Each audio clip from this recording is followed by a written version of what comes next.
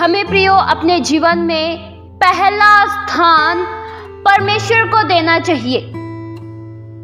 हमारे जीवन में परमेश्वर सबसे प्रथम होने चाहिए। हमारा हर कार्य बाद में, हर मनुष्य बाद में, लेकिन सबसे पहले हमारे जीवन में परमेश्वर होने चाहिए, क्योंकि हमारा जीवन परमेश्वर के बिना कुछ भी नहीं है। आप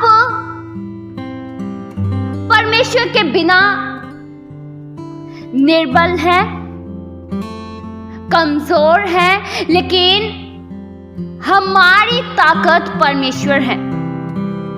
बाइबल प्रियो ये बताती है नीति वचन 3 के उसके 6 वचन में, उसी को स्मरण करके सब काम करना, तब वह तेरे लिए सीधा मार्ग निकालेगा। प्रियो इस वचन में किसको स्मरण करने को कहा गया है? परमेश्वर को। परमेश्वर को स्मरण करके, यानी वचन को स्मरण करके हमें सब काम करने चाहिए। हमारी सोच में केवल परमेश्वर छाए होने चाहिए। अगर आप परमेश्वर को स्मरण करके सब काम करेंगे तो बाइबल ये प्रियो बताती है कि परमेश्वर फिर आपके लिए सीधा मार्ग निकालेंगे, एक सरल मार्ग निकालेंगे, जिस मार्ग में आपको उलझन नहीं होगी। फिर आपको यह नहीं सोचना पड़ेगा कि मैं किस मार्ग का चुनाव करूं, क्योंकि परमेश्वर आपको खुद उस सीधे मार्ग में ले जाएंगे। प्रियो, आज के वचन के द्वारा इस बात को अच्छे से जान लीजिए कि हमें अपने हर कामों के द्वारा परमेश्वर की महिमा करनी चाहिए। हमें अपने हर कामों से परमेश्वर को महिमा देनी चाहिए। जब हम परमेश्वर को पहला स्थान देने की बात करते हैं तो इसका मतलब यह होता है कि हम अपने हर फैसले में, अपने हर काम में, अपने हर विचार की शुरुआत परमेश्वर से करें, परमेश्वर को स्मरण करके करें। प्रियो, आज के मसीही लोग परमेश्वर को पहला स्थान देना भूल गए हैं। लोग ये भूल गए हैं कि हमारे जीवन में हमारे सबसे प्रथम परमेश्वर होने चाहिए। प्रियो, क्या जब आप सुबह उठते हैं तो क्या सबसे पहले परमेश्वर की महिमा करते हैं? परमेश्वर को धन्यवाद देते हैं? अगर देते हैं तो यह बहुत ही अच्छी बात है। अपने दिन की शुरुआत परमेश्वर की महिमा कर कर करें, परमेश्वर को धन्यवाद देकर करें, तब आप सफल होंगे। बहुत से लोग हैं जब सुबह उठते हैं तो वे फोन चलाने लगते हैं, अखबार पढ़ने लगते हैं और घर के कामों में भी व्यस्त हो जाते हैं। आज के समय में तो लोगों के जीवन का सबसे पहला मोबाइल हो चुका है।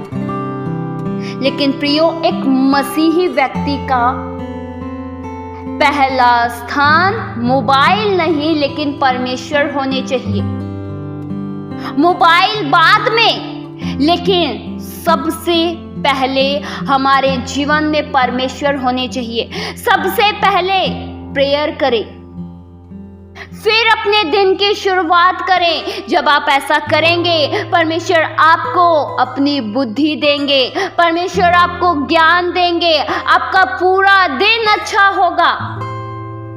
अपने हर एक छोटे बड़े कार्यों में परमेश्वर को प्राथमिकता दे। प्रियो, मैं ये पूछना चाहती हूं कि क्या जब एक व्यक्ति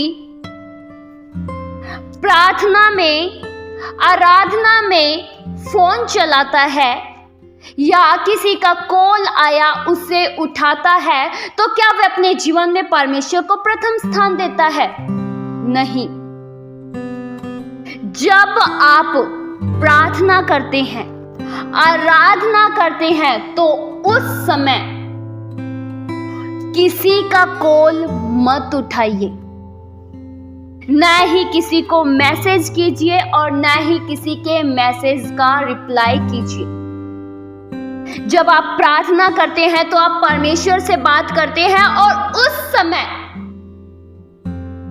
अपने ध्यान को परमेश्वर की ओर से हटाकर मनुष्य की ओर मत लगाइए। क्या कोई इतना जरूरी है जो आपके और परमेश्वर के रिश्ते को खत्म कर देता है? ऐसा प्रियो नहीं होना चाहिए। एक सच्चा मसीही व्यक्ति इस बात को समझता है, परमेश्वर से ज्यादा महत्वपूर्ण और कुछ भी नहीं है।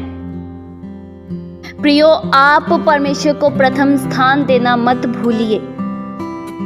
जब आप अपने जीवन में परमेश्वर को पहले रखेंगे, परमेश्वर आपको हर क्षेत्र में पहले रखेंगे। जो लोग अपने जीवन में परमेश्वर को प्रथम स्थान देते हैं, वे लोग बहुत ही ज्यादा आशीषित होते हैं।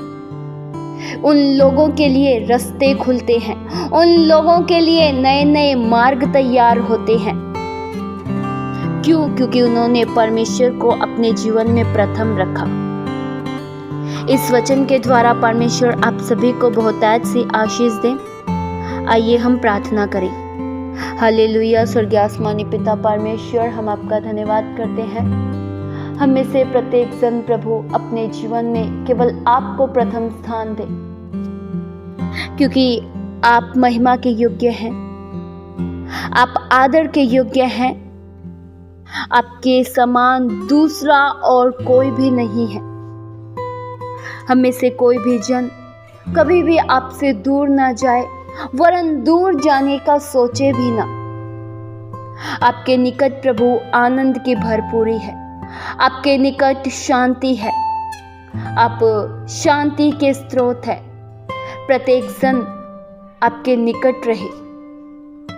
हम सदैव आपको स्मरण करके हर कार्य करें। हमारे हर कामों में प्रभु आपको महिमा मिले। हर बातों में हम धन्यवाद करते हैं। ये प्रार्थना प्रभु यीशु मसीह के जीवित पवित्र नाम से मांगते हैं। सुनो और कबूल करो पिता। आमीन।